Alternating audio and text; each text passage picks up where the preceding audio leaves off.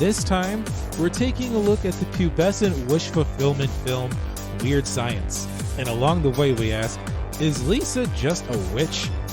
Did John Hughes actually know how to write women? And is this problematic or just a product of his time? So, what would you little podcasts like to do first? This is Force-Fed Sci-Fi.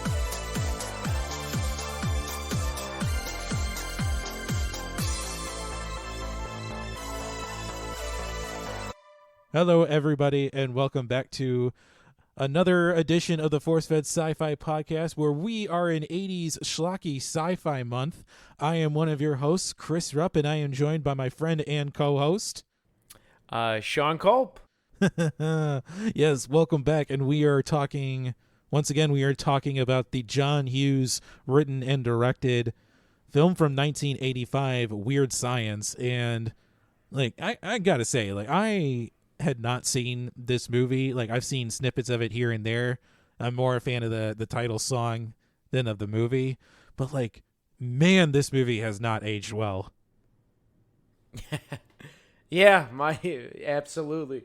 I've heard the song as well, the Weird Science, and I was like, oh, that's where this is from. But I will totally back you on that. My first thoughts immediately was this film is totally a product of the 80s, schlocky 80s, and it does not translate to modern times in the plot, themes, or any of it.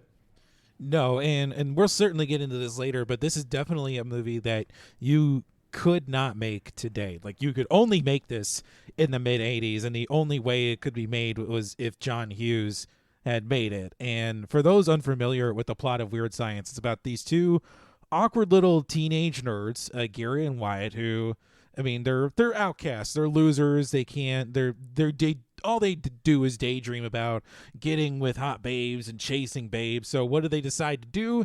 They decide to create their ultimate fantasy woman, and in doing so, there's all sorts of misadventures that ensue. But in the end, they learn there's more to life than just chasing babes. They learn how to be in meaningful relationships and learn how to respect women. But there's a long, problematic way, to go through first before they realize that. For sure. I like, though, that you said it's John Hughes, and John Hughes, though, it's crazy because he's very well known for the 80s guy. I think I've seen Pretty in Pink by him, and I think, did he do Ferris Bueller's Day Off? Yeah, so at this point, John Hughes is already the king of 1980s, teenage films. He did 16 Candles the year before. In the same year, he's already done The Breakfast Club, which is still considered the seminal 80s film. If you were going to do Mount Rushmore of films from the 80s, The Breakfast Club for sure would be on there. But he does Ferris Bueller's Day Off in 1986, Planes, Trains, and Automobiles, Uncle Buck. And then those are just movies that he's also directed. He has a long list of other movies that he's written as well. The Great Outdoors, the National Lampoon's movies, Christmas Vacation, The First Vacation. He actually wrote the original story that the movie is based off for the National Lampoon magazine. So John Hughes, king of comedy at this point. Nobody can deny that. Yeah, he was the literal man. He was the guy that you went to if you wanted to direct an 80s comedy teen, really comedy, because I know, like you said, Trains, Planes, and Automobiles, and I grew up on that stuff with John Candy. He was always one of my favorite actors, from back in the day. A lot of talent there. A lot of talent, and I don't think anybody could write an insult better than John Hughes, because I for a long time I had been anti Planes, Trains, and Automobiles, because I thought there was realistically no way somebody like Steve Martin would have put up with John Candy's antics for 3 days or however without killing him and leaving him on the side of the road. But after watching it last year, I really came around to it, and oh man, I wish I could come up with insults as good as John Hughes was able to. Yeah, that film, man, if you just, do a little veer off for a second, it really shows how resentments start and build and become overwhelming until you just pop on people. Like for someone that is very passive and not like assertive or aggressive, and I sometimes fall into that category as one of my character defects is passivity. It's real. Like you could just, like the crap that you could put up with, that someone puts up with. Yeah, I think it's very possible. Still, my favorite line from that movie is, "If I wanted a joke, I'd follow you into the John and watch you take a leak." Good freaking movie, man. So many good times and quotes for my childhood. But this film is not one of those films. I don't. What did you see this before? Like when you were growing up? Like what led you to Weird Science? You know, we were talking about 80s schlocky sci-fi, and for me, the 1980s is, for me, when I think of movies, I think of John Hughes. He basically created the 1980s as a film genre. It's the reason why we see shows now that are set in the 1980s, shows like The Goldbergs or Stranger Things. He created an entire aesthetic that's firmly set in the 1980s, and just the first two movies we mentioned he directed during this decade, 16 Candles and The Breakfast Club. There are so many people who refer to those two movies as either their favorite or one of their favorites. And like I think I probably watched the first 10 minutes of this when I was a lot younger, but don't remember watching anything else. I think I was more familiar with the song than I was with the movie itself. And then there was also like this weird time where there was a television show based off of the movie that only ran during the mid 90s. But then again, I was probably too busy like watching Doug or something else on Nickelodeon and just wasn't aware of the show. Maybe just heard it in passing with the song, but we were like, if we're talking 80s schlocky sci-fi, John Hughes does one sci-fi movie. So I figured, hey, let's do it during 80s schlock sci-fi month. Absolutely. And what a great way to get him in. And shout outs to Doug too. I totally forgot about that cartoon. You're probably right. That's probably where I've heard this song too, from back in those times. This film though, it is 80s cast. It has Michael Anthony Hall as one of our leads as Gary Wallace, which is kind of you get to see him. He's had a pretty decent career from what I've seen. We also have, Ian Mitchell Smith as Wyatt Donnelly. And I think the big one at the time, and so with this guy, Ian, so he's kind of interesting. I did a little research on him. He only acted for like a couple years, and then in 91 he retired. And then like he's, I believe, a PhD. He got like his master's and then a PhD in Texas A&M. And he's like an actual like academic professor. So it's just like kind of one of those another times where, an actor, like a child actor, it's one of those instances where a child actor doesn't go off the road and just completely lose their life to drugs and alcohol or whatever.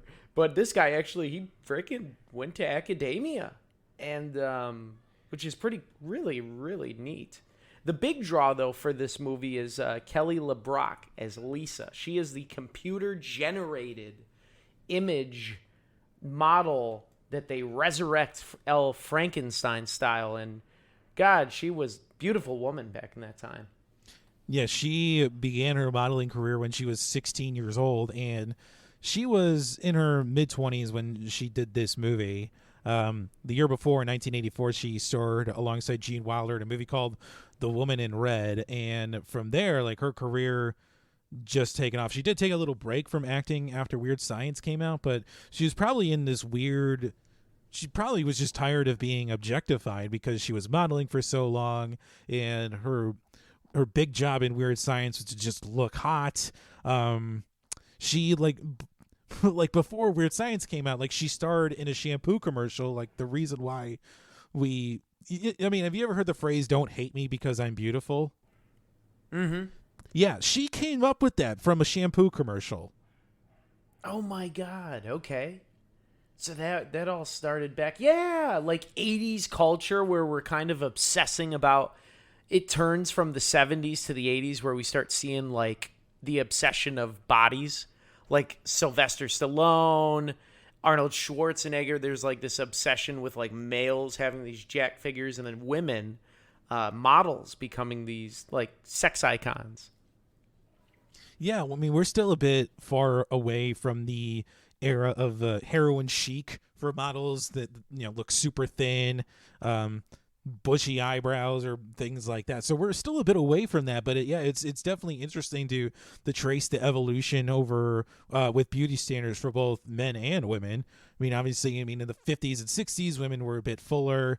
70s and 80s they start shrinking down, and no, I mean beauty standards are constantly evolving. But I think like if we look at characters like Gary and Wyatt, like I think every guy who watches this movie can identify with it. It's like, hey, I was an awkward teenager at one time, or at least most can. I mean, I certainly identify with Gary and Wyatt in some aspects. Oh yeah, I definitely identify with them. I was one of the nerdy, dorky kids in my teens. Still am. And so that, like, if I watched this movie when I was their age, absolutely, when I was a kid. Because, yeah, this speaks to those nerds, or dorky kids that always wanted to be the man, but never could. No, and them and their 15-year-old brains think like, well, how can I be popular? How can people notice me? Like, well, I can create a incredibly beautiful woman that basically can conjure clothing and cars out of thin air. All of your dreams literally change your age to passing at a bar, which I wanted to say was like, that's kind of nuts. Like, did they appear as like 21-year-olds? Because when they got into the bar and they're 15, and then Kelly, or I guess Lisa, she gives them the IDs. Those IDs were so silly. They just like slapped a mustache on them. I was laughing.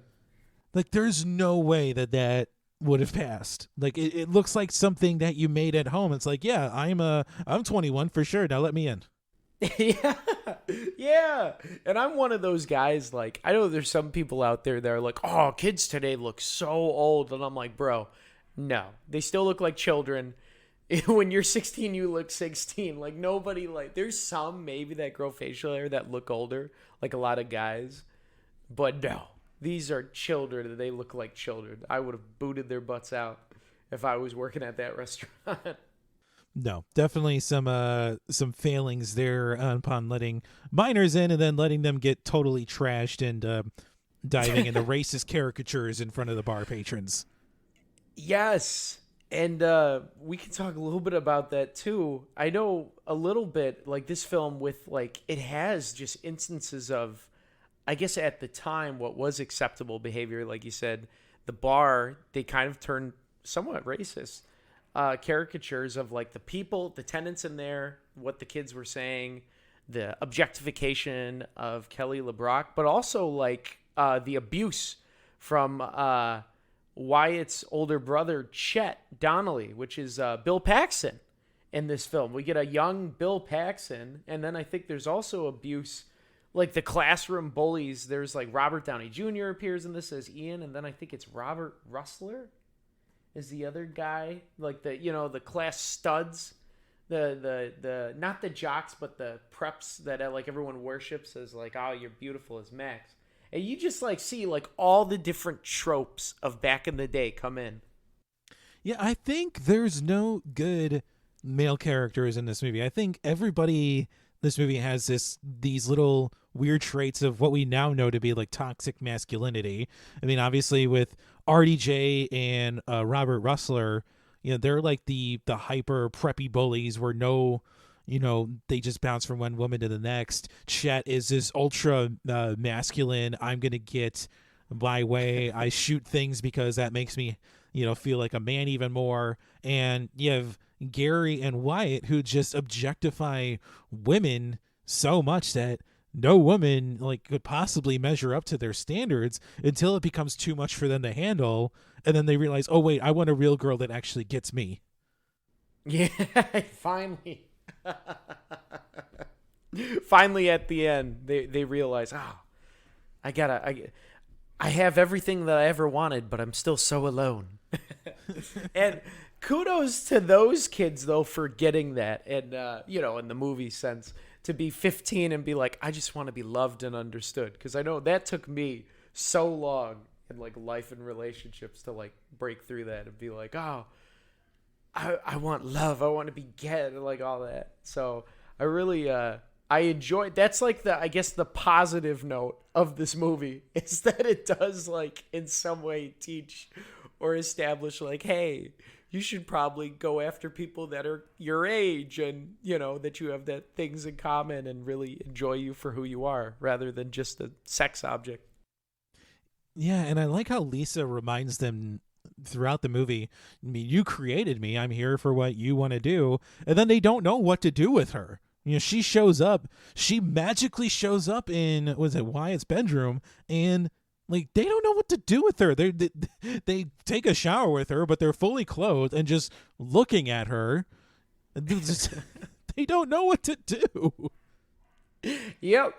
That's, well, yeah. That's, I did. That was so funny when they got in the shower, because, I mean, that is creepy though. Like these kids, I mean, because this movie starts with them like eyeing up these women in this gym class, like the full gymnasium, and these girls like exercising, and these boys are just staring with their like mouths hanging out, like, wow, saying a lot of, I guess, misogynist or like somewhat creepy things about these women and wanting to take showers with them, or watch them take showers, which is really, I don't know, inappropriate, or stuff that you shouldn't say out loud. But they end up getting what they want with her, and they don't know what to do. And that speaks to, like, I guess maybe their naivety as kids. Like, or sometimes you think what you want, but you don't know what to do when you have it or whatever. So it was silly, but also at the same time, I'm like, I get that. I've been there. Well, this is also the concept of the dream woman. I mean, I'm pretty, like, back in the 50s and 60s, like there were probably only 5 or 6, women that everybody lusted after. But now in the 80s, there's more beautiful women on television, more beautiful women across all spectrums of entertainment, that now we get into the concept of the dream woman or dream women. And, as little boys, because that's what they are. That's what Gary and Wyatt are in this movie. They're little boys. And for them to just say like, oh, I love her, I love this part of her, like they don't know. And then it finally shows up. The most beautiful woman either of them could have dreamt up in their wildest dreams showed up, and there's like, like they go into vapor lock. Yeah, they don't know what to do because they didn't think it would ever happen. And then they ended up having 2 women that were interested in them.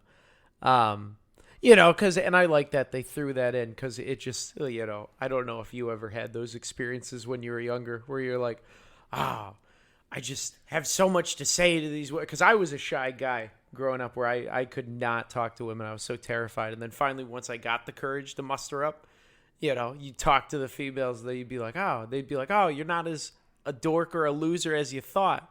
You're kind of cute. And you're like, look at that. I actually have a shot. And so they had that with this movie with the 2 girls. And then you just had that realization in your head. It's like, you mean all I had to do was open my mouth sooner and you would have told me I was cute? Right? All the things that my parents tell their kids, just be yourself. What? I mean, who would have thought that being yourself actually works? Right? No. Live a double life. See how that works. just lie all the time. No. Right? This is force-fed sci-fi saying, just be yourself. Well, and even in that scenario where Lisa kind of forces Gary and Wyatt to stand up to the mutant bikers and save, what are the names, Deb and Hilly? Like, that scenario is manufactured by Lisa. So it's, I don't know if it's an actual bravado from Gary and Wyatt or if it's just more prodding by Lisa, but I don't know, like that payoff or that hero moment for both of them, like, I don't know, does that feel like actually earned, or is it just more forced given the scenario? To me, that was weird. That was like so forced, and I honestly, I didn't know where the movie was going to go. And so that just made me laugh because it was like it just reminded me of like a typical schlocky like 80s weird movie, sometimes sci-fi, where they're like, we have no idea what to do. Let's throw these crazy bikers come crash the party and give these kids a gun. And it's like I didn't know what they were gonna do, and then the kids just end up the bikers just end up backing off, right? Yeah, like they have this weird like, oh, don't tell anyone, I could lose my teaching job, or like we'll leave, we're sorry, great party by the way. And it's just this weird turnaround. I don't know if Lisa's just that powerful or if she was really trying to get the boys to come out of their shell. I did not understand that sequence of events. I think she was trying to get them to come out of their shell and like defend, get their moment in the sun, in the glory, to impress the women. But at the same time, then it's like, well, those girls, they liked the boys for who they were. They didn't need that scene. Or maybe they did. Or like, does that add then a layer of like more lies? Because then, or maybe that will give the boys confidence to stand up to the bullies next time. It's a weird turn of events, because how do you explain to a young woman that like, oh, I love you, but I also created this woman because I wanted to have sex with her, but I love you. I mean, That's a hard sell. It's a very hard sell, and I don't know too many women who would be willing to understand that. No, not at 16. No, I don't think at any age people would understand that. They'd be like, okay, bye.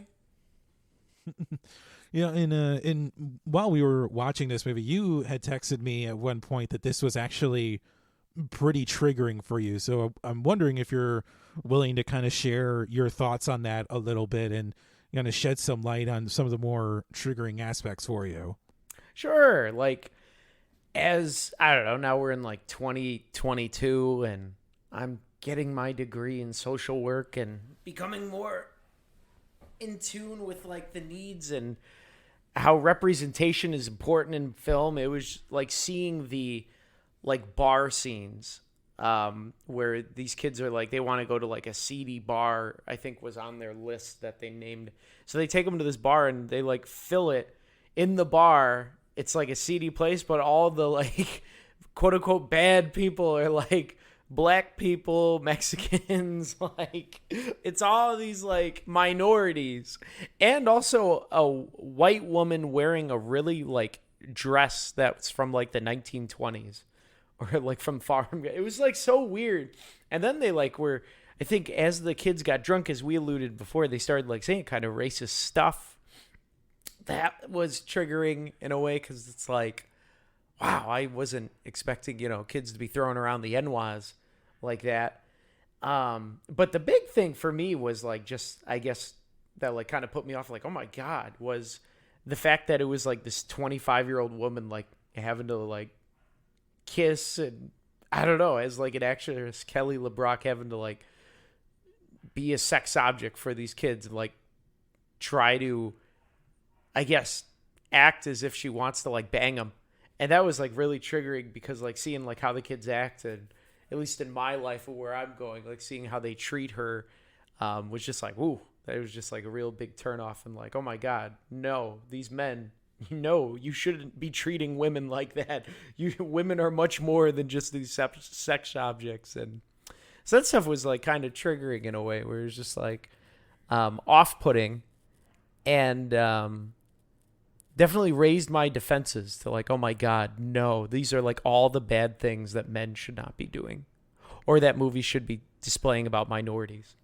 Yeah, I definitely had some pretty strong feelings about Gary in the bar when he's drunk and basically putting on that.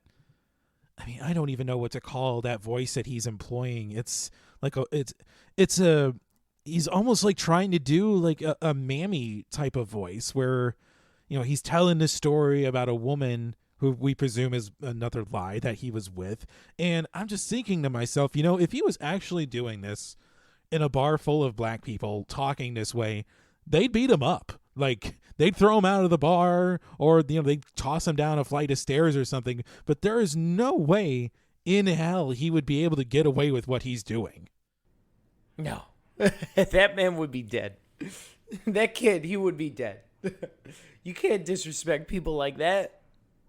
No, I'm just reminded of so many moments in the animated show F is for Family, where there is a black bar on the other side of town. At any time a white person walks into it, like, you hear the record needles scratch and them just looking at the white person like, what are you doing in here? Like the old cowboy movies at the saloon. Yeah, that's how I felt about this. But that, like, the fact that, like, the bar, like, a seedy bar is, like, only where black people go. I was like, come on, really? Because I don't know about you, but I grew up in Yorkville, which is past Aurora, where it's all white people, and there's a lot of seedy bars, and it's all whites in there, so it doesn't have to just be minorities. No, white people go to seedy bars too. I've been to enough of them to know that all walks of life go to seedy bars. Yes. Yes. There is no skin or race that dictates whether or not you're a seedy bar person, or certain individuals go there. So that was kind of I don't know. It's just kind of a weird, but I guess product of its time, right? Well, yeah, and very much so. I still don't think that kind of excuses, the attitudes it has, when it comes to objectifying women or how it treats minorities. It's still like there was this weird time with teenage comedies where they were told almost exclusively from the point of view of the men. Like, you couldn't do this movie in the mid 80s with women as the main characters, because then they'd just be viewed as sluts. But if you do it with two crazy pubescent boys, it's somehow charming and adorable and not at all problematic. It's an odd attitude to take, and it's something that we as a culture haven't really moved on from, I guess. I mean, I would still like to see more movies that are told, or at least movies in this genre that are told from both ends of the gender spectrum. I mean, you could even throw in different genders, because gender is ultimately a construct. So I want to write off this movie as being like a product of its time. There are still some enjoyable moments, but like, it's hard for me to move past just how it treats women and how it treats minorities. Yeah, I'm right there with you, because it just like reinforces the stereotypes, and I've seen it in a lot of cultures where it's like the men can do anything, like boys, like growing up. Guys, like, if you have a son, you just let him roam, do whatever, no rules, whatever, just don't get anyone pregnant. But then for the females, it's like, oh, you got to be home by 5. Like, you can't go out and rough around, and like, you got to keep yourself, like, preserved and be like this woman of, stature. You can't sleep around. And it's just like, I don't like that propagation of that stuff, because that, like, takes the onus of responsibility of being a decent human being off of men and putting it solely on women, and just kind of reinforces the crap that, like, guys can do anything and not be held responsible. It's definitely a dangerous attitude to take. And even in this movie, where Gary and Wyatt proceed to destroy Wyatt's house over the course of that party. I mean, there's a Pershing missile that comes up through the floor. There's furniture that's sucked up through chimneys, books flying off of shelves, tables being broken. And yet Lisa, thanks to the intervention of a woman, she snaps her fingers and everything gets fixed. Everything is all okay because a woman fixed it. Right? Women always have to clean up the messes that men make. We can never be responsible enough to take care of our own stuff. It's crazy to me. It's like, given how much this movie does objectify women, it's baffling for me, considering the female characters that John Hughes has written for. I mean, the Ali Sheedy and Molly Ringwald's character in The Breakfast Club, those are two strong, complex emotional women who are great to watch on screen. And then we get something like this where Lisa and Deb and Hilly are really just like objects for the men's desire. And even Deb and Hilly, I felt so bad for those two girls because their boyfriends like are ultimately conspire to leave them just so they can get Gary and Wyatt to make them a woman of their own, presumably to, rape and do whatever weird things they want to do to them. It's just it's maddening. Yeah. And speaking of that, like with Elisa's character and like making these characters, I mean, that's crazy that you got to think about like from her perspective. She's like bound to whatever they say. So like she doesn't even have like her own choice in the matter. Like she has to have sex with these kids, which is really like that's speaking about like the powerlessness that she ultimately I feels and identifies with, as she alludes to it before.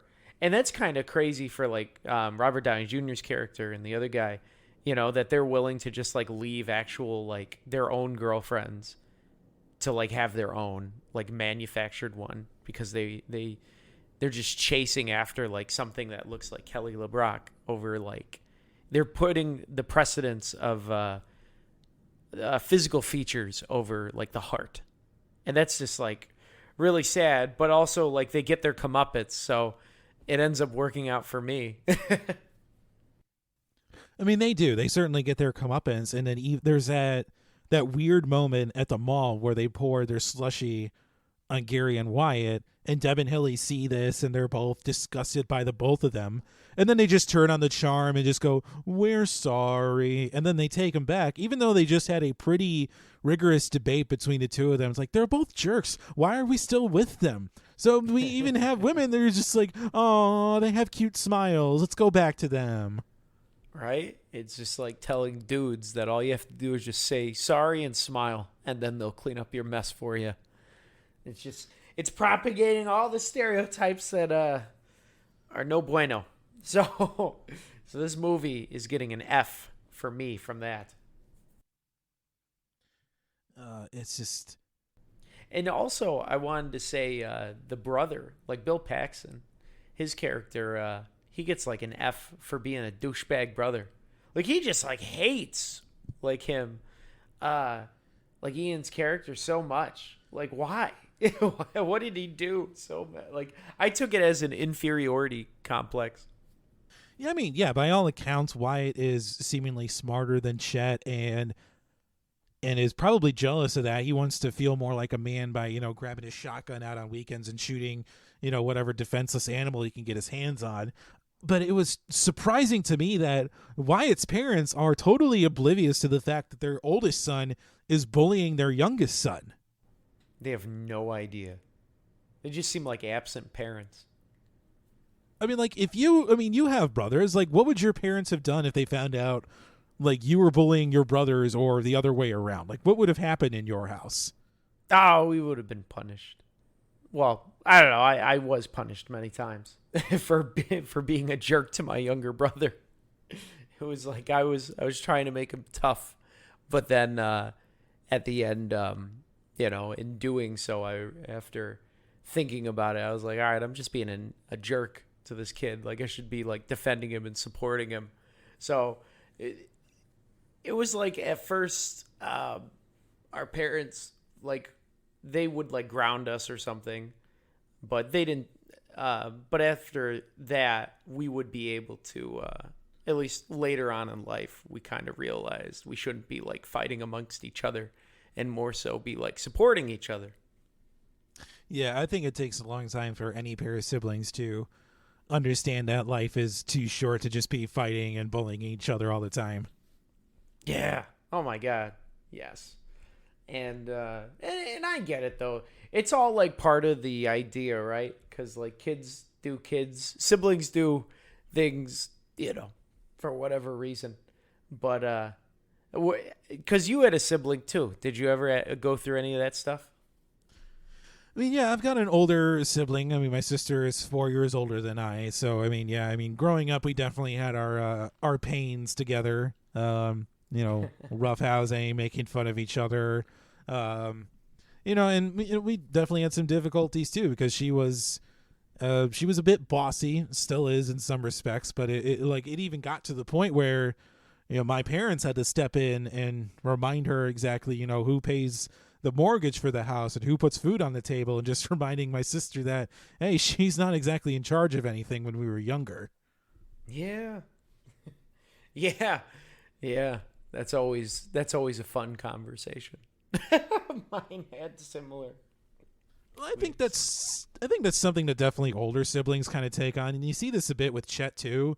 Like Chet's probably what in his mid-20s in this movie, and yet for some reason is still living at home. He has a room there, keeping an eye on Wyatt because his parents are out of town for God knows how long, which begs the question, why are you leaving two 15-year-olds unsupervised for the most part with a super advanced computer that can apparently create life? And it's I don't know, it's just this weird set of circumstances that cause Wyatt and Gary to be unsupervised and with too much time on their hands. Yeah. And craziness ensues, like having a missile come through your house, throwing a giant party, all that stuff. It's literally it's a depiction of Pandora's box, I would say. And Chet gets his comeuppance too. He gets turned into this disgusting, like slug-like creature for just Lisa is finally done with him, so she just makes him atone for all of his mistakes and apologize to Wyatt. I mean, not exactly the way I would have done it, turning him into a mutant frog turd. I don't know what that was. I mean, it was hard to tell if she literally turned him into a pile of poop or if she turned him into a frog, but she turned him back. Apparently Chet's all the better for it, which, hey, if that's all it takes, I mean, to humble somebody up, I mean, let's make that an actual thing. Right? Where's the frog turn people into frogs to humble them? That's funny. Yeah, they did the best. I think John Hughes did the best that he could for an 80s film, a schlocky teenage 80s film. It's still, I mean, it's interesting to watch Chet and Lisa interact because, like, Chet is eyeing her up thinking, like, ooh, I can put my moves on her. And then turns out she uses her witch powers or whatever. And it's like, no, I'm going to turn you into a frog. But bam! She wasn't buying any of his nonsense. I was just amazed at Lisa's powers because she's able to conjure. She's able to change the clothing on that Gary and Wyatt are wearing, conjure fake IDs, come up with vehicles because for some reason, like, they're driving Porsches and luxury cars.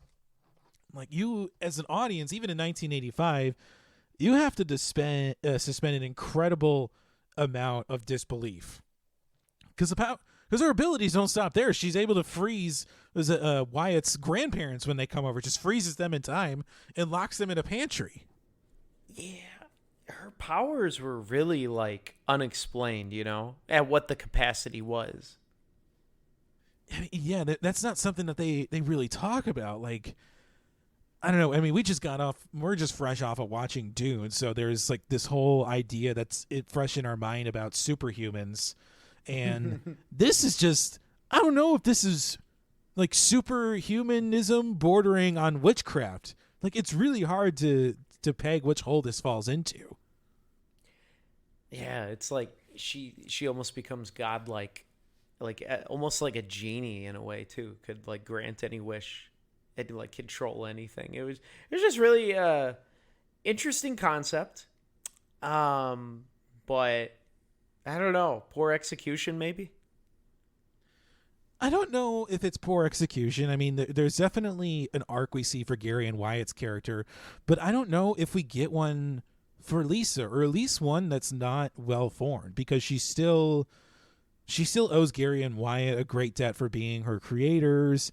And at the end of the movie, she shows up at their high school as the new gymnastics teacher, the new PE teacher. So like, I don't like, she's continuing her mission, looking out over Gary and Wyatt, or she's finding like a new generation of boys to mold their minds. But I don't know if Lisa actually gets an arc, or if there's anything like that's, Marxist is like, yes, movie well executed. Yeah, yeah, because, actually, the ending with her character, I would have preferred if she was deleted. Because when she shows up at the end and she's like staring at those young boys and about to like, quote unquote, break them in for like gymnastics and stuff, that just kind of, I don't know, it just kind of made me feel a little grossed out. Because, like at the beginning of the scene, she's like grabbing these kids' butts, these like 15-year-olds' butts, like sexually assaulting them essentially, right? Because she's an adult and they're minors, and like kissing on them. So I don't know. It was just like kind of like really kind of weirded me out. Like, ugh, does she have like a thing for teenagers? I don't know. I didn't like the ending. I was like, no. Like I understood where he was going for it. Like I guess she serves as like the facilitator of like young teenage boys and like making them realize that women are more than just body parts. But I just don't think that's where like the poor execution comes in my perception. But maybe this film's just like not really subtle, and it's just meant to like, because it's the 80s, it's supposed to beat you over the head. That could be it. Yeah, I think it's just supposed to be a fun romp with, two little boys who realize that there's more to life than just chasing babes. And even Lisa, has this realization that, like, okay, I've done all I can do for Gary and Wyatt. I'm not going to hang around here. I'm going to, live a life that's my choosing. I mean, I would have liked her. I mean, I can definitely see your point of her maybe deleting herself, but I would have liked to see her maybe not do something that, sexualizes her once again. Maybe maybe she ventures off into the corporate world, or she does something in politics, or she becomes a scientist. I would have liked to have seen her pursue a different path as opposed to, well, I'll find two new boys to mold and shape into my own image.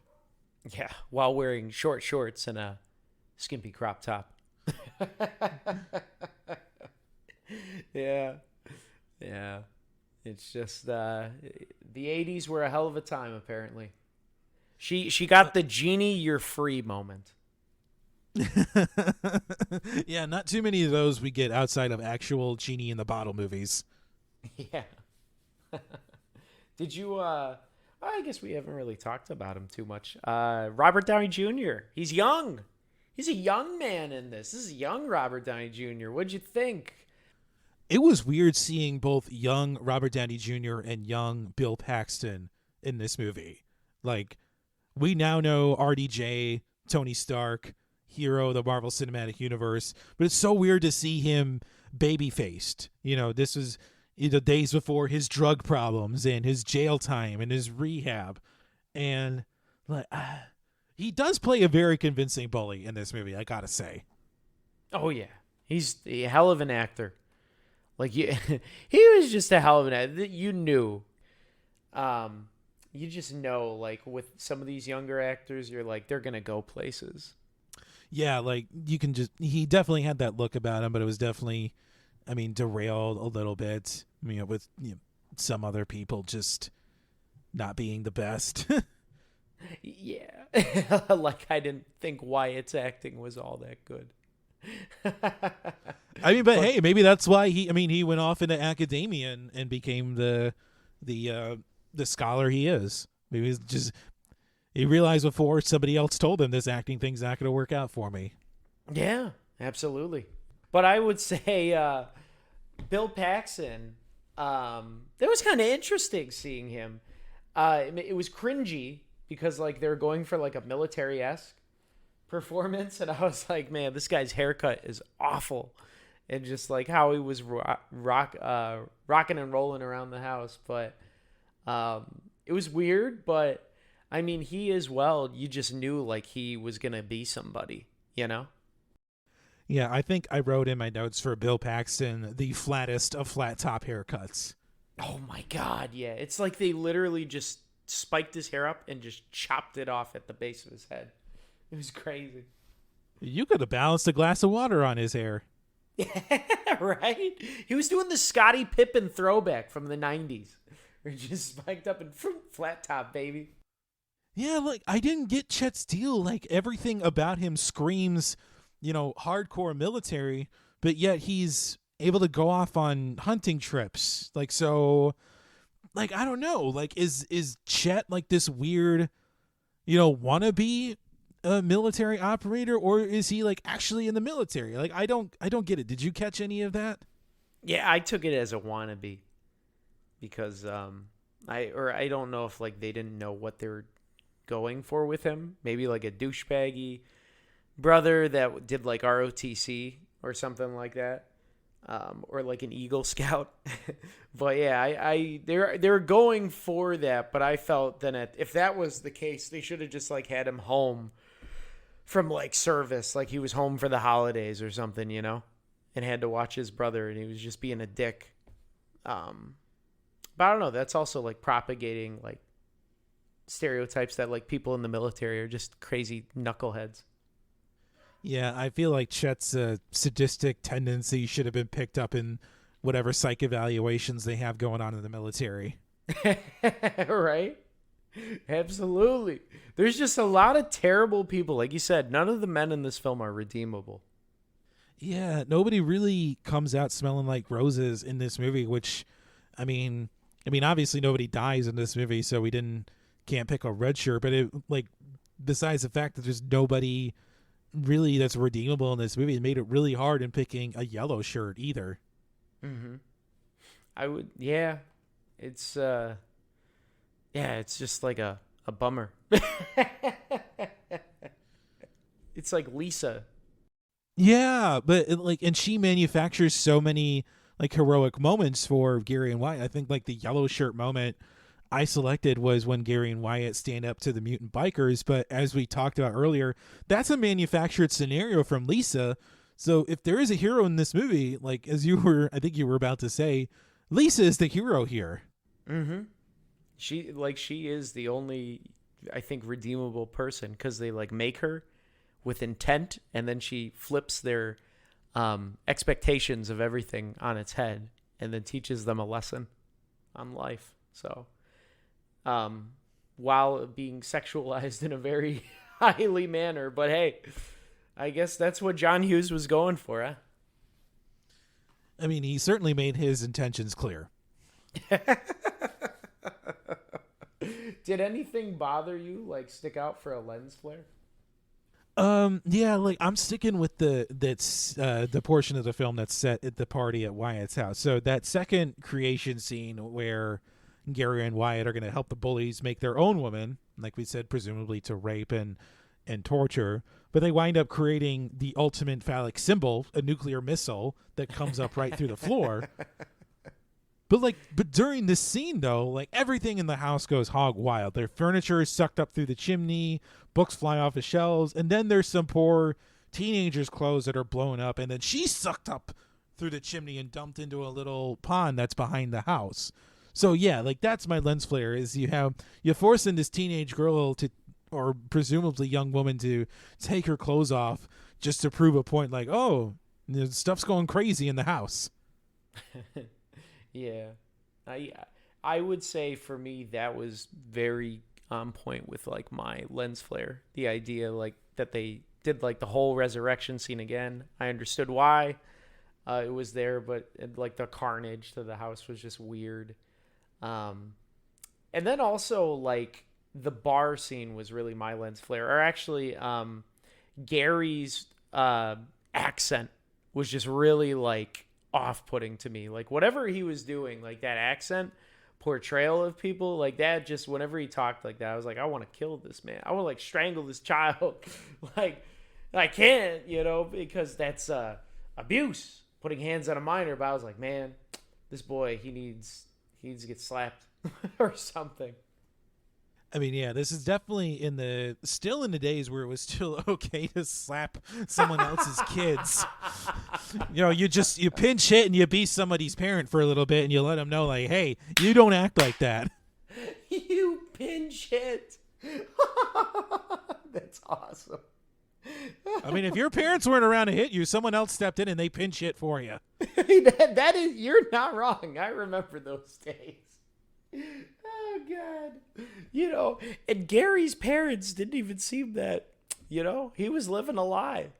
Did you actually, like a quick So like Gary got deleted from his dad's like memory by Lisa. Yeah, I think so, because I think that was the only way she was going to be able to get out of that argument, because she casually mentions, "Oh yeah, your son masturbates in the bathroom," and then that was the only way she was going to be able to get out of that conversation. And then I still love it. Like, yes, it's another problematic moment, but I just love the interaction between Gary's parents for the rest of the movie, where it's like, I don't know who this Gary person you're talking about is. Who's Gary? I don't know whose picture that is. I love those. Love those Yeah. scenes. Yes. And his mom the whole time, "Oh, Gary, no, Gary. I was like, oh my God. It reminded me of like the movie Airplane, with the woman on the plane that was just like freaking out. And they're like, "Calm down, woman. Shh, calm down." I don't know if you've Oh yeah, seen and they that. start slapping her. I love that moment too. God, there's moments in this film where the 80s just shine through and you just laugh your butt off, because it's like, yes. Did you have any? So I'm sure with this film there had to have been toxic fandom. There has to be. There actually is. I thought we talked about it earlier, the driver's license. So I mean, for this latest edition in This Week in Toxic Fandom, the fake driver's license Lisa gives Wyatt to get into the bar would be rejected by any bar bouncer in Illinois. Besides being crooked, the driver's license number doesn't match the name, sex, and birth date information shown on the license. Bouncers know that Illinois driver's license numbers can be decoded to yield that data. The number shown on the license should belong to a female born in 1951 whose last name begins with P. So we have a license plate nerd who actually paused the movie, looked up the number on the driver's license, and came up with this magical tidbit of information. Someone actually paused it and Googled that. That's crazy, man. That's like the people that pause the films and try to read the newspapers. I guess curiosity. I mean, I'm not going to lie, that is fun to do with newspapers, because most often they're just like, joke, paragraphs or joke headlines or whatever. That is fun to do. But to actually pause it, write down a driver's license number and then look up who that driver's license number should actually be, that's taking it to a whole other level. They want to know whose number this is. That's kind of messed up. And I did not know you could do that in real life. I didn't either. I mean, that's a whole lot of privacy issues coming into that for me. Me too, brother. So, what else did you learn on Force-Fed Sci-Fi this week, folks? Take care of your privacy. Oh, God. Be yourself and yet protect your privacy. Yes, those are the two lessons we impart.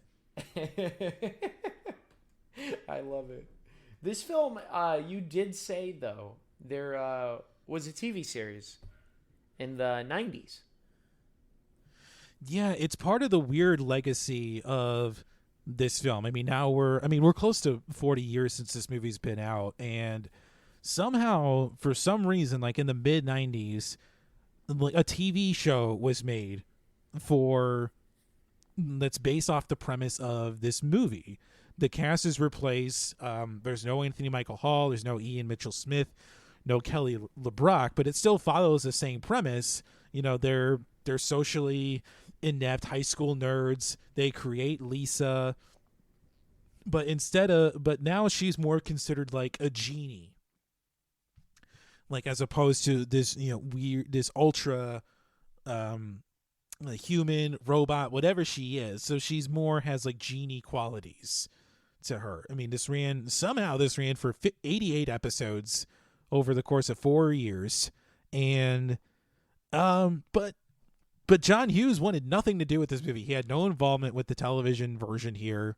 It still used the same Oingo Boingo theme song that composer Danny Elfman had made for the movie, and like that's it. Like it got a couple of DVD releases in the late 2000s, but it's just weird to me. Like, I don't think this needed a television adaptation 10 years after the movie had came out. Like that would be very weird to me.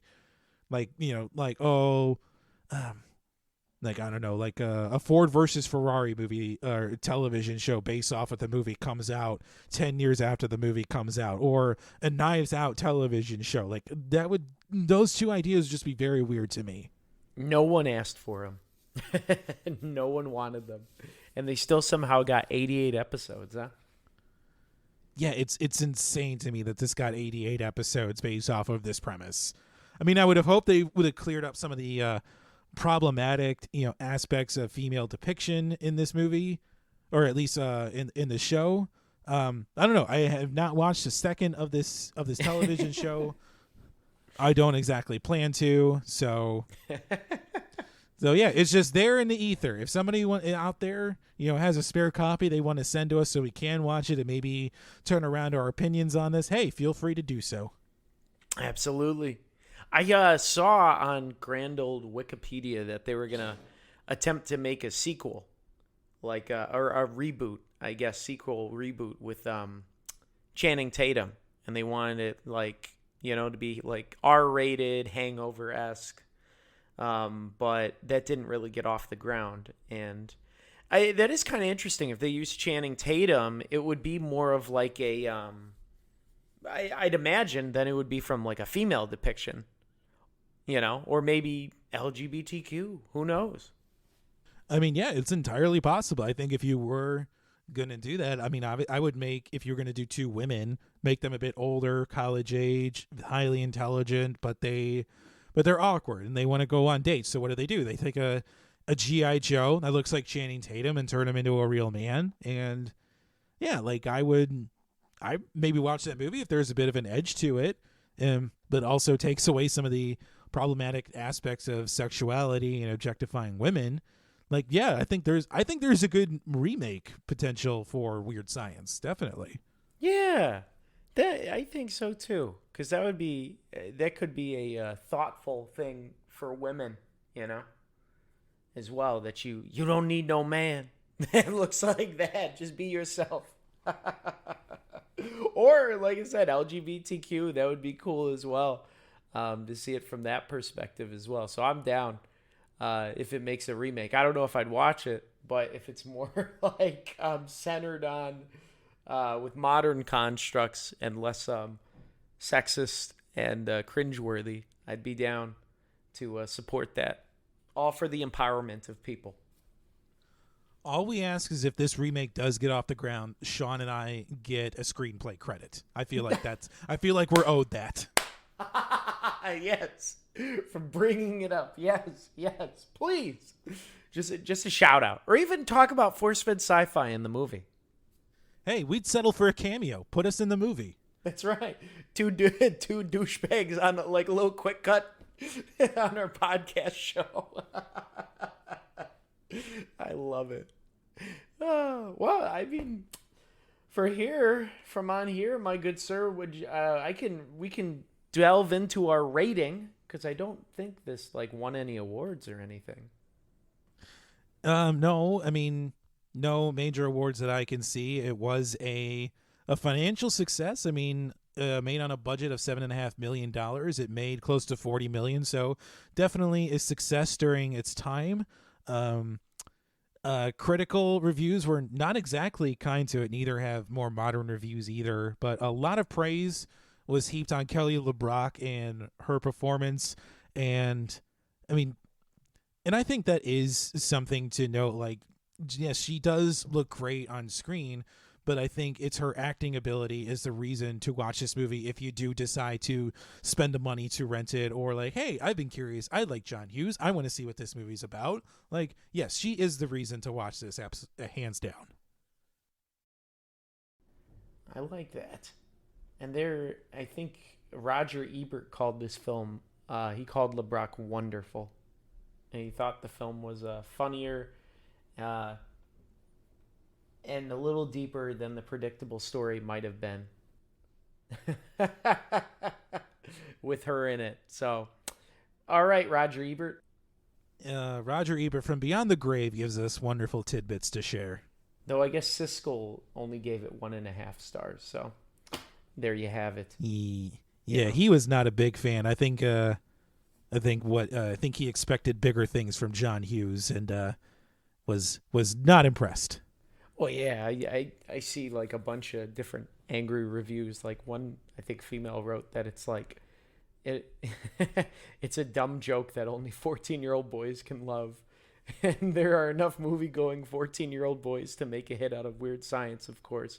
But for the rest of the population, its pandering is strenuous enough to be cause for alarm. Oh, man. Wow, that is mean. That's all kinds of mean. Gosh. People are just if you want a comeback or like an insult, ask a writer, because they will just cut you to the bone, man. Yep.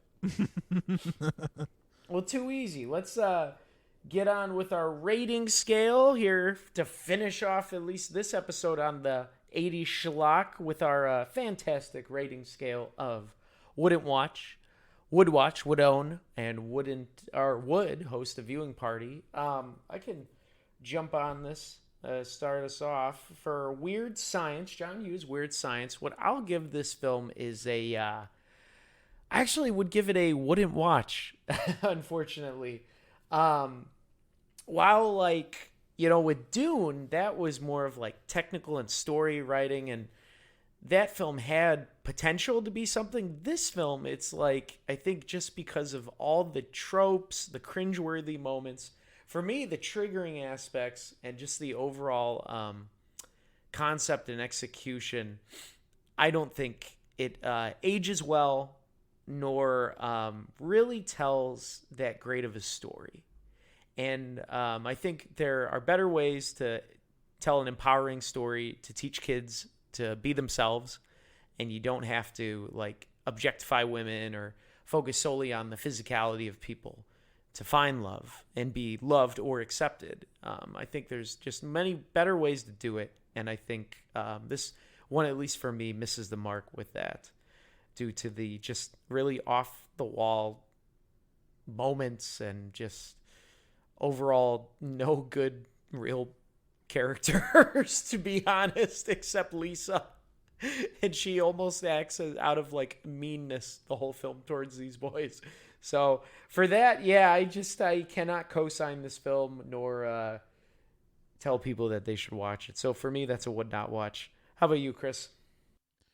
I'm going to echo everything you just said. I'm also going to call this a would not watch, and it's a weird instance for me where I like the song for this movie more than I like the actual movie, and would rather watch an unproduced remake than the actual movie, because I think there is a story here in this movie that I think in our modern times, our modern ideas of gender and beauty standards, I think there is an interesting story to tell here. I don't think that this should have been made in the 80s. But I mean, I love John Hughes. This unfortunately is a rare miss for him, but I would be more interested to see a modern remake than watching this again. So I'm calling this a would not watch. Rock on. All right. This is a doo-doo stew rating by yours truly. It gets the force-fed sci-fi approved doo-doo stew stamp. Which I guess could be a picture of Chet.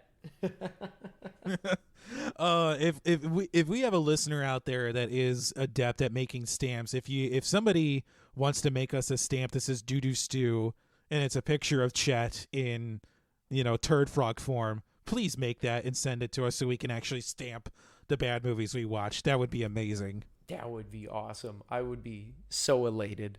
I'm just awesome.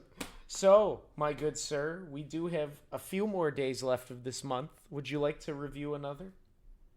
Yes, sir. And you've got the pick. We're continuing on with 80 Schlocky Sci-Fi Month. So, Sean, what are we watching next time? Oh, we are going to watch the classic Flash Gordon. Oh, man. I remember the soundtrack to that movie because my dad has that soundtrack, and I just remember Queen going, Flash! Ah! So I can't wait to watch this. I've never seen it, but I've seen so many references about it. I am so pumped. That's why I'm like, yes, we have to. Looking forward to that. That's going to be a fun one to watch. Absolutely, my friend. As always, Chris, I appreciate you. It's a blast. It is a pleasure talking these movies with you, Sean. And if you all enjoyed today's episode, please head on over to Apple Podcasts and leave us a 5-star review. You can also now leave a 5-star review on Spotify. That really helps to drive us up the charts, as well as help people like you find the show. We are across the spectrum of social media with Facebook, Twitter, and Instagram, all at ForceFed Sci-Fi. You can check out and download episodes from Apple Podcasts, Google Podcasts, Spotify, or wherever you stream your audio, and go ahead and hit that subscribe button so you never miss an episode. Finally, you can check out our website, forcefedsci-fi.com, for show notes and links to all of our social media. And so for all of us at the ForceFed Sci-Fi team, we will see you next time.